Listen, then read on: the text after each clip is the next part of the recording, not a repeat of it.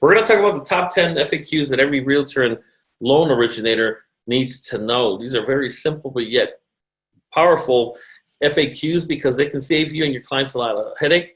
You know, I don't like to deal with false hope. There are some things that sometimes kills the deal right out of the gate, and I don't want to give false hope to somebody because they're somewhere waiting for you. And if you don't deliver, they're just not going to come back to you either. So it's important for you to know. And as always, if you are in doubt, you can just check with Rhett or myself, more than likely Rhett, to get the final question so we can get back to the client ASAP. I'm going to skip through all this because I want to get right down to it. And so let's start with the first one. How soon after a foreclosure can a person apply for a mortgage? Now, what I'm going to do is I'm going to mute you, mute everyone. So you're not muted unless you mute it yourself. How soon? It all depends on the type of bankruptcy that was. Okay. There you go. How about anybody else, please? I want to thank everybody that emailed me their answers also in regards to the email. So the answer is that if we're going to go by the type of loan here. If it's FHA, it has to be 3 years. If it's Fannie Mae, 7 years, or 3 with extenuating circumstances. And it's something that has to make sense as to why it happened. And you're going to see that pop up here time and time again. How soon after a short sale can a person apply for a mortgage? You know, I was talking to a few people this week that are starting to see some of these short sales come back. They were all the rage in 09 and 2010 and so on. But for whatever reason, we are seeing a few more now than before. So you do have to know this because, again, there's going to be a string of short sales going on right now. And so how soon after a short sale can a person apply for a mortgage? If it's FHA, 3 years if late, and no waiting period if they were never late. And that is very important. So if you do hear somebody say anything about a short sale, first question you want to ask them is, what kind of loan do you have and were you ever late? And there's a lot of people that back in the day were being late on their mortgage payments on purpose because they wanted to modify and all kinds of crazy stuff going on. So that plays a big role in that as well. If it's Fannie Mae, it's 4 years or 2 years, again, those extenuating circumstances popping up right away. So find out what kind of a loan, and of course find out if they were late. That's going to play a big role because if you come to Rhett's going to send you right back and just simply have them or have you ask them what kind of a mortgage did they have and if they were ever late. Number 3 is how soon after a bankruptcy can a person apply for a mortgage? Well, if it's FHA, it's 2 years, Fannie Mae, 4 years, and again, 2 years if they have those extenuating circumstances that explains why. Now, I don't know if COVID might play a role into some of those extenuating circumstances for people with the mortgages right now. I was looking at the latest report of the number of people that are late on mortgages, credit cards, and car loans, and it's unbelievable. I don't know if you can unmute yourself, Rhett, but do you know if that would play any role into those extenuating circumstances, COVID? I know I saw you earlier. Let me see. Hold on, Rhett. We can't hear you. Hold on. Let's see. There we go. You're not muted. Let's see, Rhett. Can you hear me now? There you go. Go ahead. What was your question? I'm sorry. No, I was saying that, you know, with Fannie Mae, we always see those extenuating circumstances pop up. And the question was, with so many people, I was looking at a report as to how many people are late on credit cards, homes, and cars, just growing. I mean, exponentially. The question is, will COVID, do you think, be one of those extenuating circumstances? No. No? No, in fact, it would be just the opposite. But an extenuating circumstance for this purpose is not going to count if you were, the only way it's going to account for that would be if the main breadwinner were hospitalized for an extended period of time and or, this is terrible to say, the main breadwinner passes away. So just the normal, as far as your job was affected or whatever the case may be, it's going to be very difficult. If your job completely went away, or your what you were trained for completely went away, and they went back to school or something, then possibly. But just being furloughed for a while or whatever the case may be is not going to be an extenuating circumstance. All right. Okay. Well, I thought I'd check. Thank you. All right. Well, let's go with number 4. How soon after a home is listed for sale can a person apply for a mortgage? I mean, right now people are listing it for sale. They're probably going to sell it. It's just such limited supply that they're offering above asking price, as we all know. But let's just say for whatever reason they decided to stay and they just simply want to refinance. And I know a few people that have done that. And so, if a home is listed for sale, can a person apply for a mortgage, or how soon can they apply for a mortgage refi? And the answer is, if it's going to be an FHA loan, then they have to wait 6 months. If it's a Fannie Mae, it's immediately, as long as it's, I believe, out of the system. It has to be out of the MLS, right, Brett? It has to be completely out of the MLS. That's what's considered immediate. Anyways, we'll see if he comes back on. But That's correct. okay. I'm shaking my head, but you can't see me. Oh, there you go. Yeah, you got to talk to pop up. But okay. Number 5, how soon after a late mortgage payment can a person apply for a refi? And I think it's not as cut and dry, but I'll give you the best answer that we have, and I can be corrected at any time here. And the answer is depends. Rhett, do you want to elaborate more on this one? Yeah, it's whenever there are late payments on the credit report or anything. Actually, any file right now, nobody's doing manual underwrite, so it all depends on the DU. So I get this question a lot, actually. I've got a mortgage late 10 months ago. I've got a mortgage late, 2 months ago. Can I still get a loan? Maybe. Yeah, it depends. It just depends on whether or not DU gives us an approval. If DU gives us an approval, then all's good. If it doesn't, then nothing you can do about it. So at that point, just basically submit it. Basically, collect all the information to give them a hard answer. You want to make sure it's an accurate answer. You're going to have to go ahead and submit everything. And so at that point, that gives you another reason, which brings me to another thing. The answer that I give everybody when it comes to not just this, but any situation that's iffy, is always based on what we see on the report. Some people say, I'm definitely late. I think I was late. I think it was 12 months. I think it was 14 months. I think it was 3 months. What I tell them is, let's just start by pulling your credit. And the reason that I would say that is because there's great power in pulling somebody's credit. If you pull their credit, they're more than likely are not going to be shopping you around, because most people don't like their credit pulled all over the place. And so therefore, as I always say, whoever pulls the credit first wins.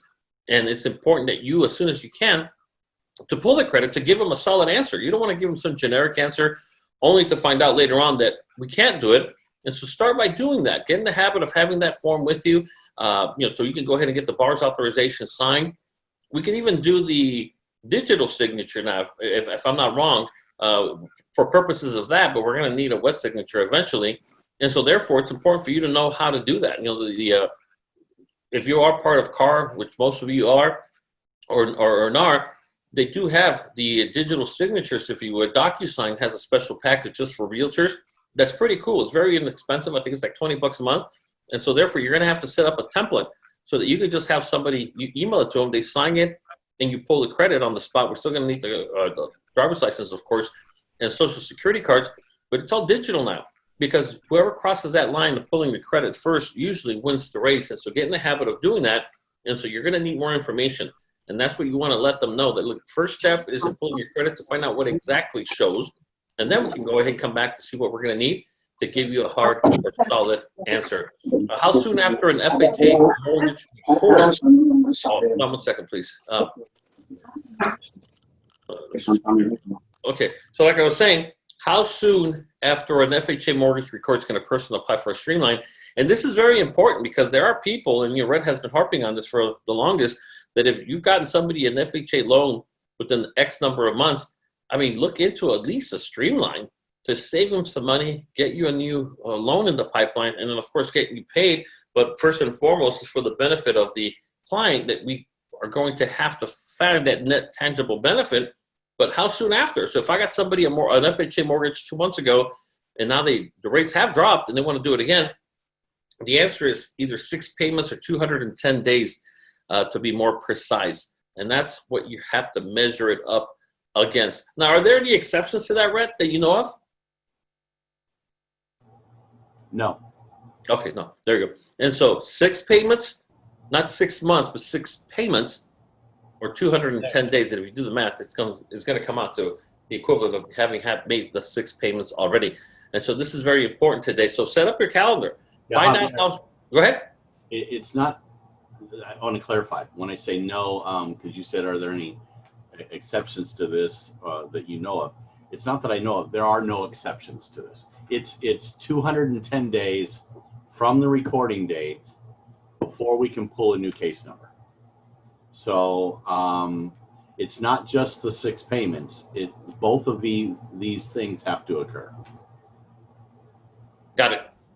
And that's very important, I think, because so many people are doing the FHA thing right now. And like I said, you got to set up your calendar when to come back to your people, especially if you're a realtor and you maybe didn't do the loan, but you represented them on a purchase. Then you know when the 6 months and the 210 days kick in, they're good to go for a streamline. Because if you don't do it, somebody else is going to do it. And it's very important to be able to do this. Now, Red, I had a question. Is there a way that you know of, from a marketing perspective, that people can access information for people that are in this situation that you know of? Some title companies, you can get the FHA loan information. I will tell you that all the big companies are doing what are called trigger datas through the credit bureaus. And they're doing everything from whenever somebody gets a credit report run by a mortgage company, they get notified. By the way, that's one of the reasons why when I'm doing training on when I set new people up, I let them know when you're running the credit the first time, don't put in the borrower's email address and phone number into the information screen until after you run the credit, because oftentimes the bureaus don't have that information or recent information. And so if the borrower's contact information is available in the upload when you order that credit report, it's another filter that a lot of companies use when they're purchasing trigger data. You know, I get calls all the time say, hey, you know, my client got a call from somebody. Do we sell their name? We never sell clients' information ever, but the credit bureaus do. Not our credit agency, not Credit Technologies. The credit bureaus, Experian, Equifax, TransUnion, they sell trigger data. So people can go in and they can buy, say, you know, anybody that pulls a credit report today through a mortgage company, we want to know. And they pay for that, and they pay a premium whenever there's more contact information. So don't give them any more than necessary. Do the email addresses and the phone numbers after you run the credit. Perfect. Thank you. And that makes a lot of sense. And so that's a great point right there. Thank you, Red. Also, number 7, how long of a documented work history does a person need to apply for a loan? Fannie Mae and FHA and Fannie Mae, it's 2 years. Now, in regards to this, Red, correct me if I'm wrong, the difference between the two, with FHA, they basically have to be employed, period, in any combination of industries for 2 years, but with Fannie Mae, they must be in that particular industry for the 2 years in its entirety, correct? Not any longer. Oh, not any longer. Okay, cool. That's why I was asking, because I didn't know. So now how does it work now? It used to be that, but at this point, all of the agencies have basically the same guidelines, and that is that they want to see a 2-year work history. It does not have to be on the same job, does not have to necessarily be in the same industry. Now, that being said, there are always exceptions to the rule. If you've got somebody who's jumped around, he worked as a mechanic for 6 months, then he worked at 7-Eleven for 6 months, then he became a teacher for, you know, whatever.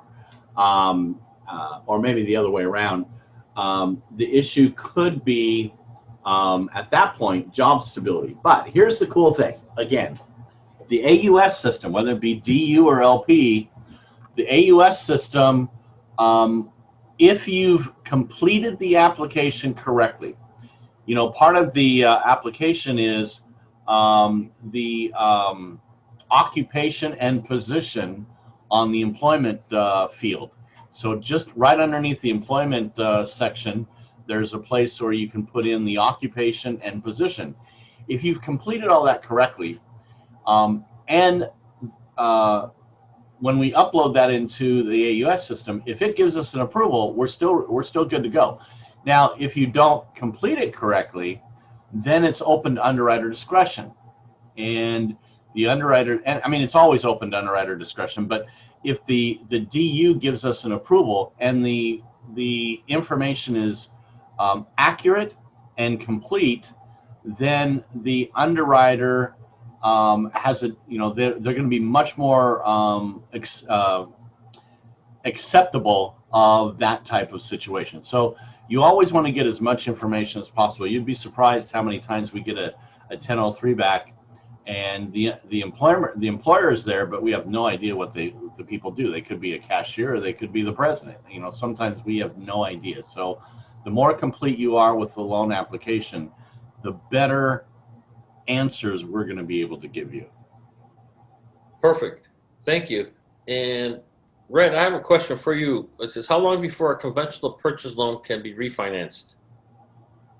Well, okay, so depends. If we financed it, then we're looking for 6 payments.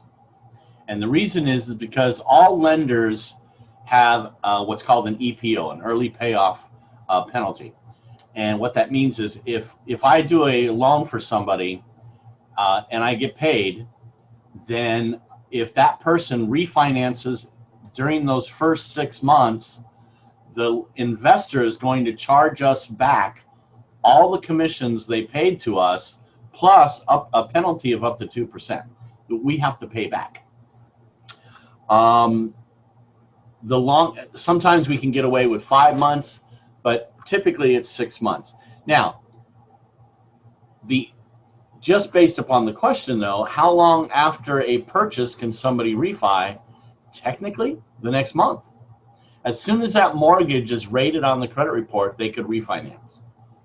But if we finance them, just be very careful about that.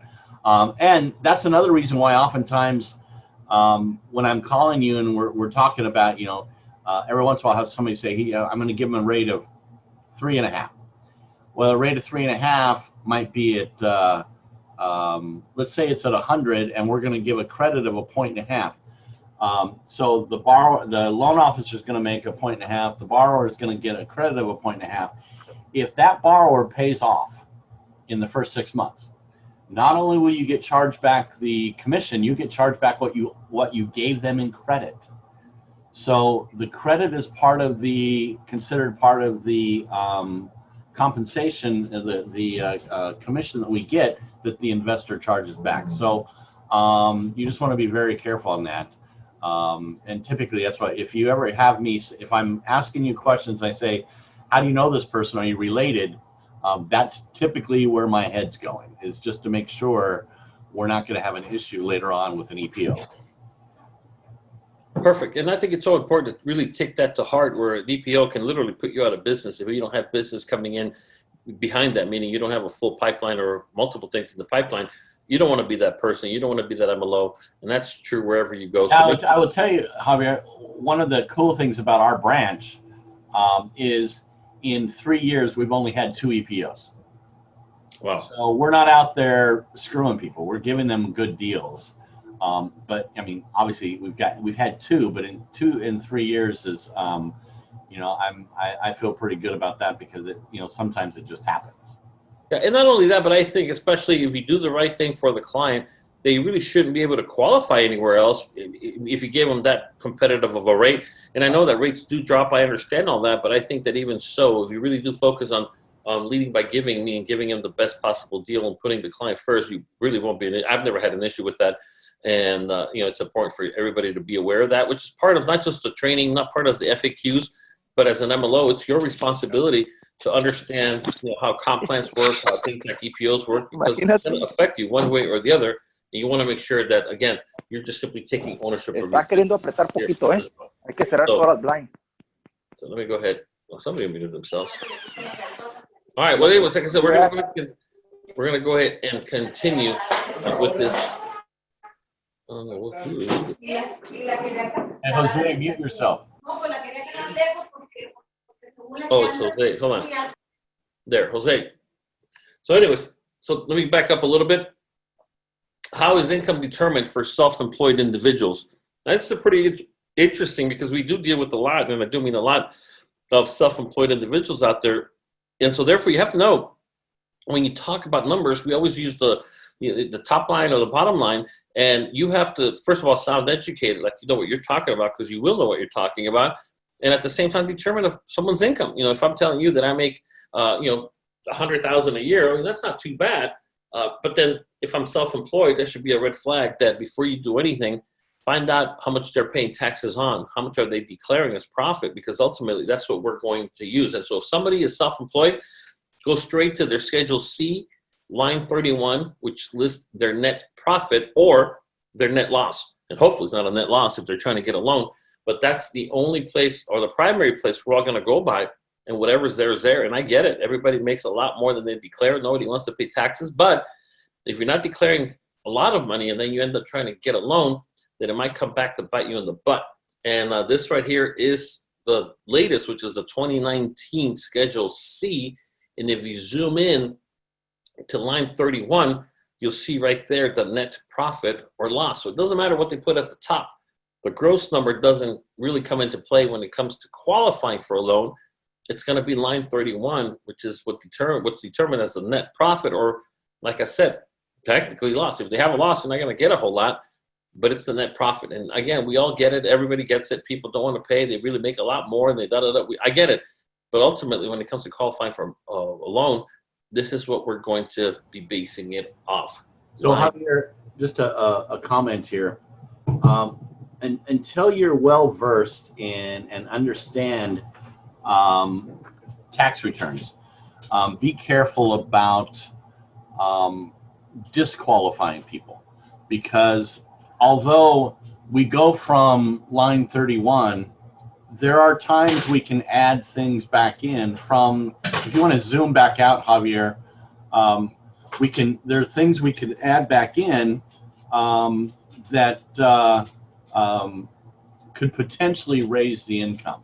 So if you're looking at it and it says they made, the gross receipts up on line 1, or I think it's line 1. Yeah, line 1, gross receipts show 300,000, but line 31 shows 32,000. Don't just look at that and say, well, he makes $2,500 a month or $2,600 a month. He's not going to qualify. Make sure you show that unless you understand that you can add back in, for instance, depreciation. Sometimes you can add back in some of the depletion. So there's some things we can add back in. So make sure you show that send that over to me, send it over to your processor. Make sure that somebody else looks at it, unless you are very sure and very confident of your knowledge of how we calculate income from a tax return. Self-employed income is figured based upon the net. Wage earner income is always calculated based upon the gross. So it gets completely opposite, and sometimes people get mixed up.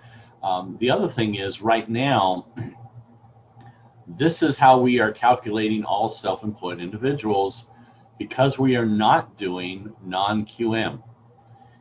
Back prior to the COVID crisis starting in March, we had 7 of the largest non-QM lenders were part of our correspondent team.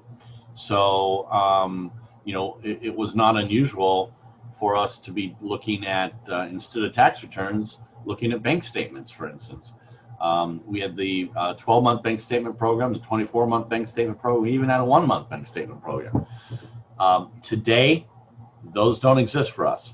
So when somebody sends me a text or an email or a Slack and says, hey, I have a self-employed borrower, what can they qualify for? What can they qualify for? It's based upon what they're paying for taxes. So it's based upon what they're declaring. We understand people, like Javier said, I'm making $30,000 a month or whatever the case may be. They tell you, but that's a good question. Is okay. Well, how much are you paying taxes on?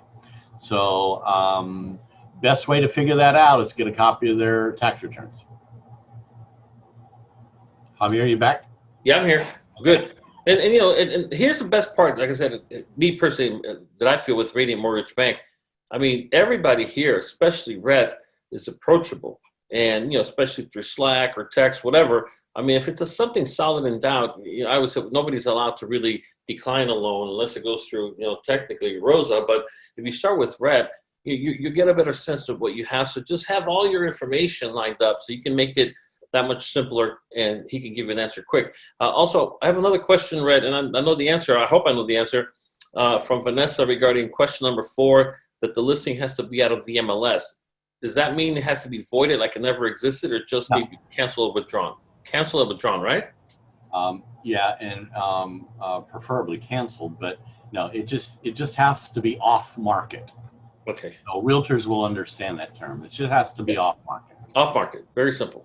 Okay. Thank you, Vanessa. And any other questions, text them or unmute yourself as we go. Because like I said before, I'll say it again, we don't make ourselves, you know, we don't, you know, claim to be available 24/7, even though we are available all the time. This is the best way, because questions you ask are questions other people have. They just don't feel comfortable enough asking them, and it makes it that much more difficult on everyone. So just if you have a question, ask away as we go there as well. So thank you for that.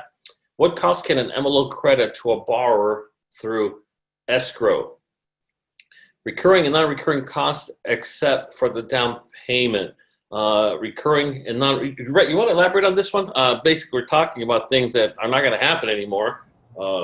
Brett? Yeah. So if you're working with realtors, or you are a realtor, it's important to make sure that the contract is written correctly in regards to closing costs. All the time I see contracts that come back that say seller to credit closing costs the amount of 2% or 3% or whatever the case may be. And if you have a very savvy listing agent, you could get screwed on that, because the actual closing costs are no way they're going to be 2 or 3% of the purchase price. So you want to make sure you're dealing with recurring, non-recurring closing costs, and it's stated like that in the contract, because that way it covers not only closing cost, but it also covers prepaids. Okay, so if it's recurring, non-recurring, we can use that credit from the seller, or credit from, you can always use the MLO can do a lender credit to anything they want. But when you're dealing with a purchase, you just want to be very careful. I have had it before where the listing agent came back and said, actually the escrow came back and said the listing agent, or the seller is denying this part of it because it has nothing to do with your closing cost. So if technically they could, in order to beat that, you'd have to go to arbitration, and it's just going to be a pain in the neck. So you want to teach your realtors to always, if they are asking for seller credit, that they ask for it in the either as seller credit. That could probably work as well. But typically, what I teach my realtors and what I teach, what I do myself, is I always put in for recurring, non-recurring closing cost credit. Perfect. Thank you, Red. Thank you. And, I think going back to what Red is saying, that it is very important, especially because so many of our MLOs are real estate agents. This is the kind of stuff that can help you tremendously on the real estate side of the house as well. Lastly, number 10, are non-occupying borrowers allowed on a home purchase, meaning they're not going to live in it. They just want to simply go in there and be on the loan itself. And if it's an FHA loan, it must be a family member, or LTV cannot be greater than 85%, meaning that the down payment is going to be at least 15% in this case. And so if it's FHA, must be a family member. So if a family member, I buy this house and my brother's going to help me qualify for it, he doesn't have to live here because he's a family member. But if it's my best friend, then they are going to have to live here. Or if they're not family, then we're going to have to put a much bigger down payment than the 3.5% that typically is required. Fannie Mae, it is allowed with absolutely no restrictions. As always, I want to say thank you for this portion of the training. And if you have any questions, give me a call. You can text me. You got my cell phone number on the screen so that I can provide you with any information you might need to help you stay productive and, most importantly, profitable during this pandemic. If you're in the mortgage business, this is the time to strike hard because of the fact that rates are at historic lows, and there's no reason why you cannot go out there and nail it as well. What I'm going to do is I'm going to turn it over to Mr. Rhett Stafford, see if he has anything, and then we can go. Are there any questions? Oh, there it is. All right, I want to make sure that if there are questions, we answer them before we do that. Oh, well, you're welcome. Thank you for this type of training. Perfect. I really appreciate this because we want to make you a better person, a better agent, whether you're a real estate agent with us or anywhere else, or an MLO with us. Of course, everybody should be with us. We just want to help you succeed. This is the type of time that was made for us, for you and I, to go out there and, as I call it, conquer our future, because it's not going to be handed to us. And I think that one of the things that kills most real estate agents and loan originators out there is loneliness. They're going at it by themselves. They're trying to learn it all by themselves. Whereas here with Radiant Mortgage Bank, we've got, great people like Rhett that are, taking time out of their weekend to be with you. I know it's Labor Day, but as I always say, bills don't take a holiday. And so I need to put up the numbers every single week. And so therefore I'm here. And I don't care if I'm here by myself, speaking to myself. I don't want to break that cycle, because if you turn it off, you might not be able to restart it. And so I just want to say thank you. Also, on a personal note, I just wanted to bring this out, and I'm not going to bring it out again. I know last week I told you about what was going on with my dad, and they were struggling what to do with the ventilator. They ended up disconnecting him, unfortunately, and he couldn't survive. He just couldn't breathe, and he ended up passing last Saturday after our webinar. So I just wanted to throw that out there for all the people that keep asking me how he's doing. Unfortunately, he did pass, but I'm here, and we're moving forward, and there's a lot to accomplish in our lifetime. And so therefore, that's why I tell everybody that the biggest lie we tell ourselves is we tell ourselves that there's more time. We don't have time. We have to do it now. We have to do it today. There is no such thing as tomorrow. I went to sleep last night looking forward to tomorrow. I woke up and I found today. So there is no tomorrow. And my passion is to help people achieve the best version of themselves, achieve the income that they and their families deserve. And the only way we're going to do that is by training. And whether it's a holiday or a weekend, doesn't matter. If you did not put up the numbers this past week that you wanted to put up, if how many new escrows you opened up, how many loans you submitted, and so on, then you and I need to be here to make sure this coming week is a lot more productive. So thank you for all the well wishes and condolences. I really appreciate that. Like I said, I'm just not going to bring it up anymore for no other reason that, that chapter has come to an end. We're turning the page and we're moving forward with everything that was provided to us. And so having said that, I will tell you that, this COVID thing is the real deal. Two of my brothers have fought it, beat it. My dad, unfortunately, did not. And so therefore, just heads up, take care of yourselves. Make sure that you do your part to stay healthy. I mean, it's frustrating as hell, but it is the real deal. So having said that, I'm going to go ahead and turn it over to Mr. Rhett Stafford. Rhett, it's all you. Thanks, Javier. And, obviously, you have our condolences with your father. Okay, so I don't have much today. Couple things. Couple days this week, interest rates ticked up a little bit, but pretty much settled down. When I say ticked up, we're talking, 3/8 to a half a point in pricing, but pretty much leveled off by late Friday. The kind of give you an update on where we're at for FHA and Fannie Mae purchases. By Tuesday, we should be at 2 to 3 days in underwriting, and on refis we'll be by Tuesday we'll be 3 to 4 days in underwriting, and then on VA, it's anybody's guess. I mean, right now I think VA we're at 20 days underwriting, so we're just like every other company out there. We have underwriters that we employ, and almost there's a very small percentage of underwriters, probably 3 to 5% of all underwriters in our industry today are VA, what's called VA LAP approved.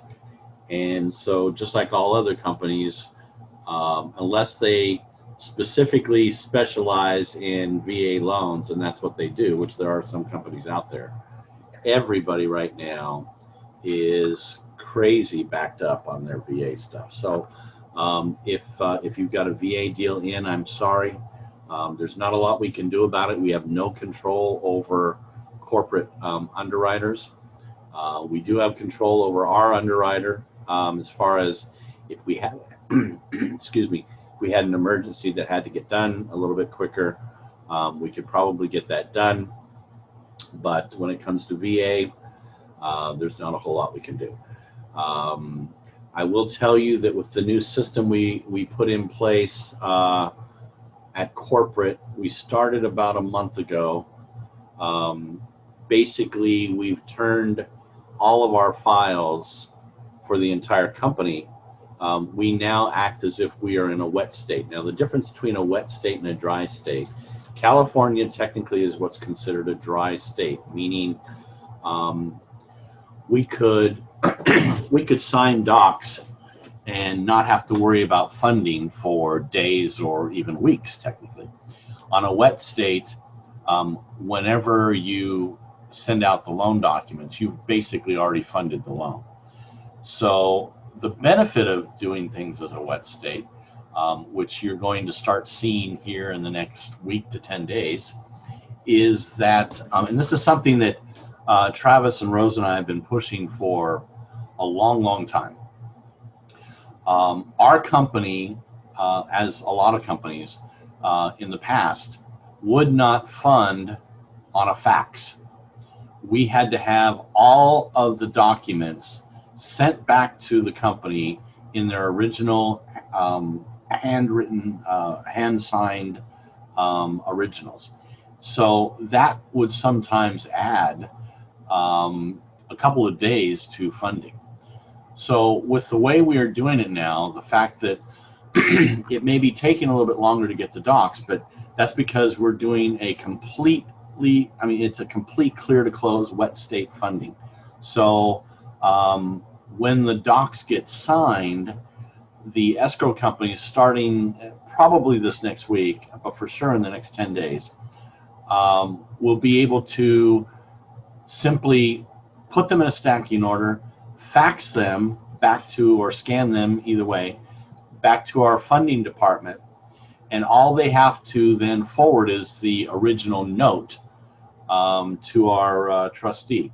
So what that means is that fax copy then will go to, we've already hired somebody, they're in training right now. Their job is to know how to take that fax, reorganize it, make sure it's in the order of whatever investor that we're selling that loan to, and make sure that all the docs came back, check all the signatures.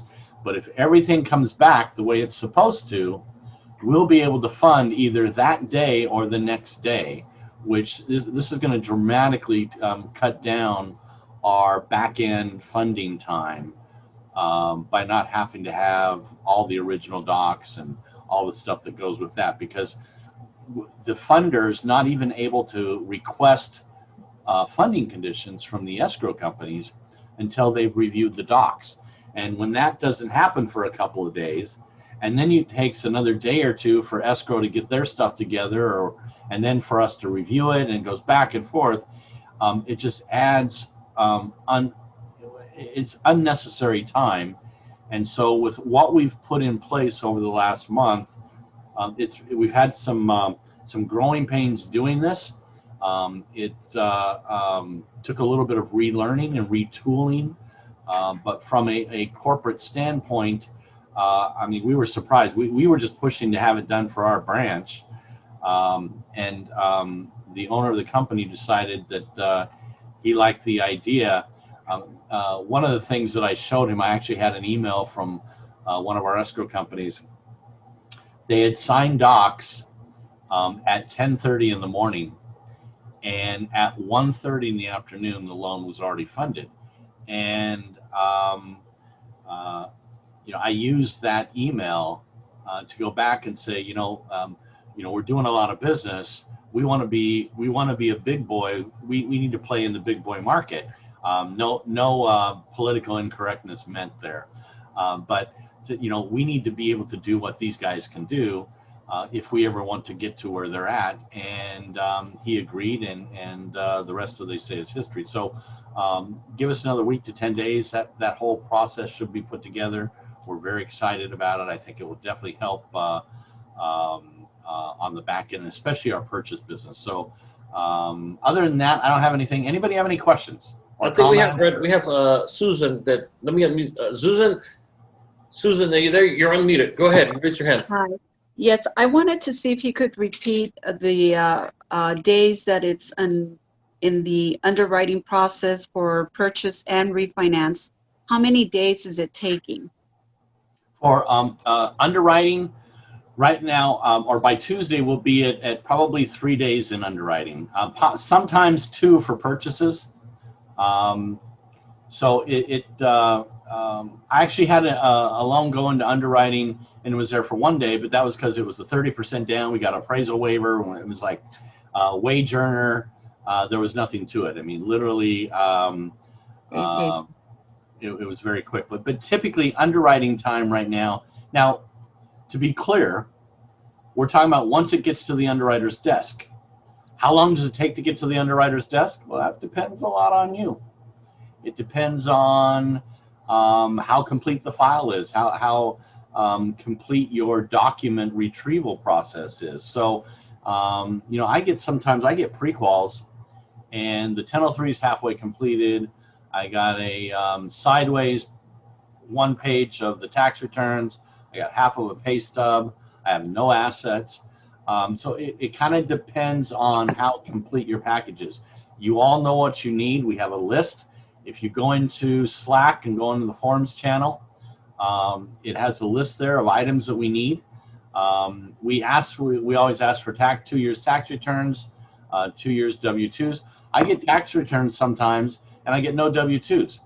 And I've got a husband and wife on the tax returns, and I only have a husband or a wife on the application. Even if I have both of them on the application, if I have tax returns, how do I know how much each of them made? So I don't just need the tax returns. I need the tax returns and the W-2s. Now, there's a chance we won't use the tax returns, but we still want you to get them because it just makes more sense. And we only need the federal. I don't need 350 pages of the California tax return. So yeah, so the more complete you are, the quicker it actually gets to the underwriter. But the days I'm talking about are from the time it reaches the underwriter's queue.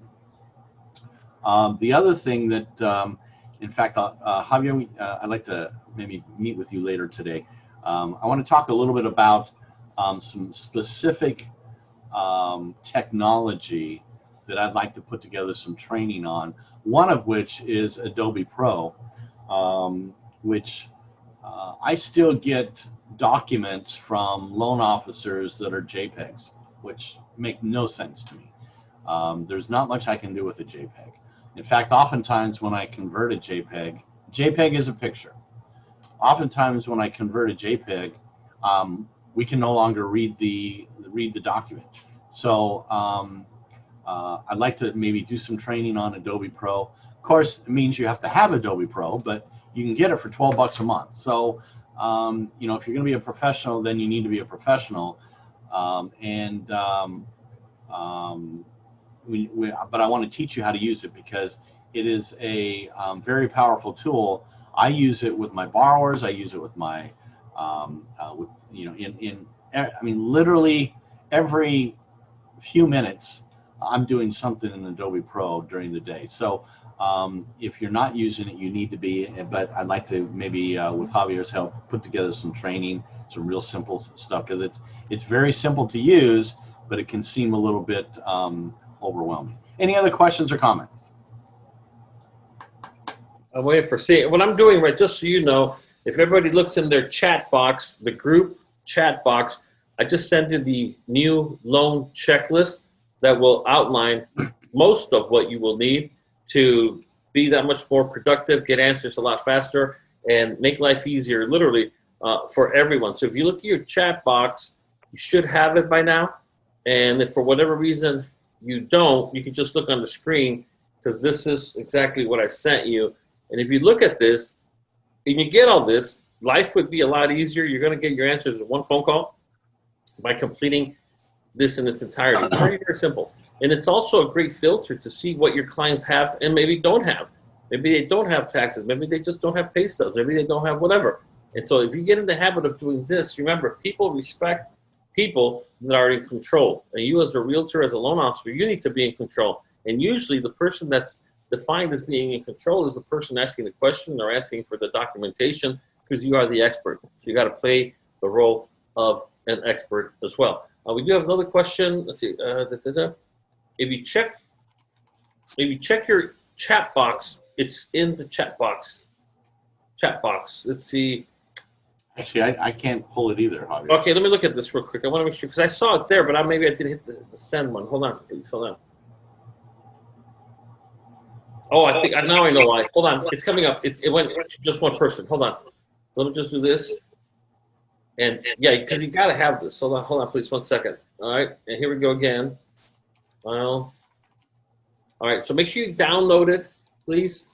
Make sure you go ahead, you save it, and Red, if you can let me know if you received it. It's just like the one I had on the screen. It should say RMB, Need Loan Checklist PDF. Got it. Okay. Yep. All right.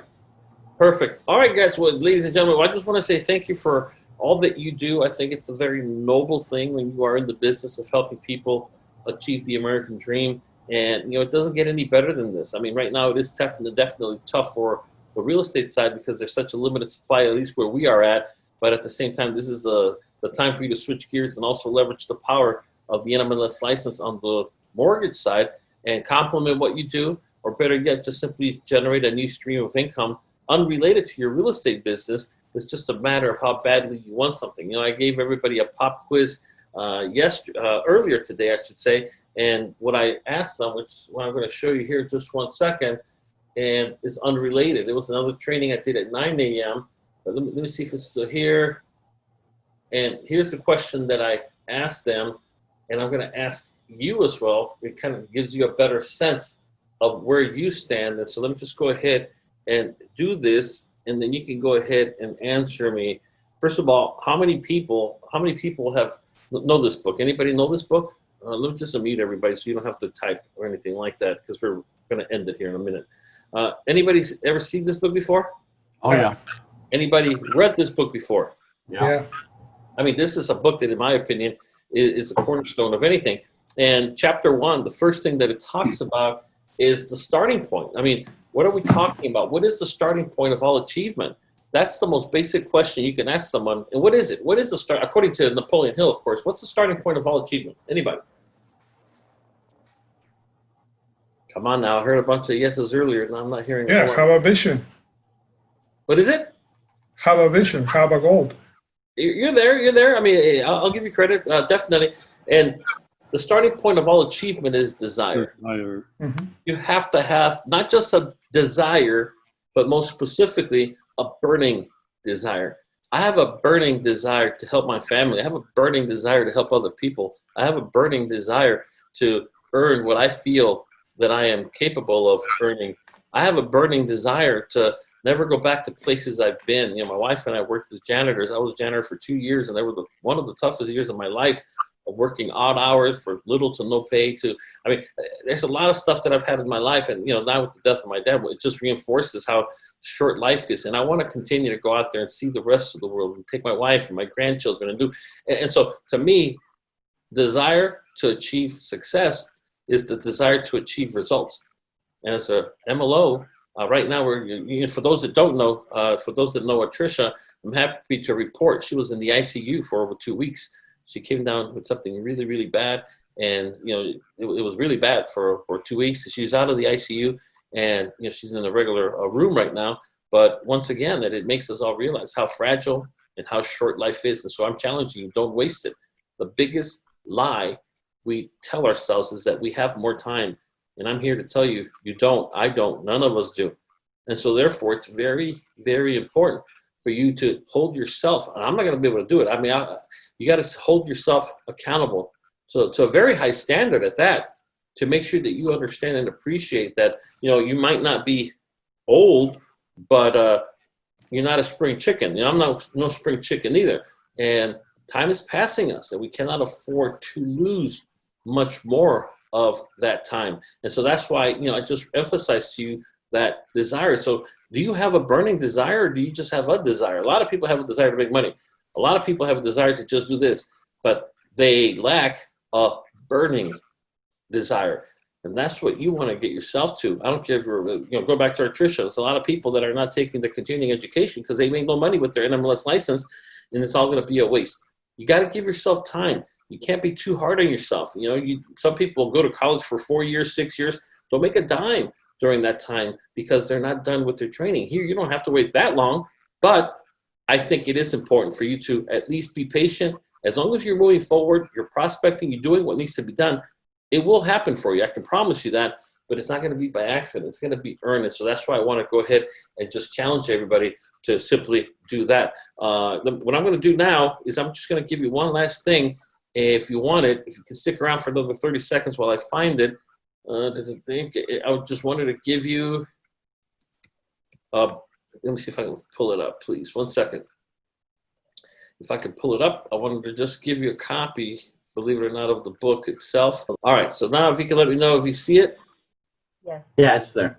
Okay, so download that one because I'm going to disconnect the actual webinar, and we are going to archive this in our back office on the YouTube channel. And I'm just going to send an email to everybody asking again to please subscribe to the channel. That way you get notified of new videos, so you don't have to, you know, wonder if new stuff is out there. It'll just send you a message saying, hey, new stuff from Radiant Mortgage Bank, and it'll be training related to something having to do with your success. And I commend everybody that's here every Saturday, regardless of a holiday, weekend or not, because of the simple fact that success requires for us to have constant and consistent training, which is what we try to bring you here every single Saturday to help you move forward. Anything before we wrap it up, Brett? Nope, I'm good. Cool. In regards I to, have a question. go ahead. I have a question, Javier. This is Wanda. I'm sorry. Go ahead. Wanda, Sorry, go ahead. I'm actually at an open house, but I'm also I have a quick question. Where did you send the book, the link for the book? For those that are on the chat, it went inside the chat. For those that are on the chat, Okay. I'll send out a direct email if you need it, okay? Okay. All right. Thank you. All righty, guys. I'll now send you the link to subscribe because somebody's asking me, where do we subscribe? And I'll give you all that information. Stay safe, and please, above all, stay healthy. Stay away from people. Wear your mask. We need you 100% healthy. And I really just thank you for all the condolences. And again, look forward to seeing you next weekend. Have a great Thank you, guys. weekend. Bye-bye. Thank you, Rhett and Javier.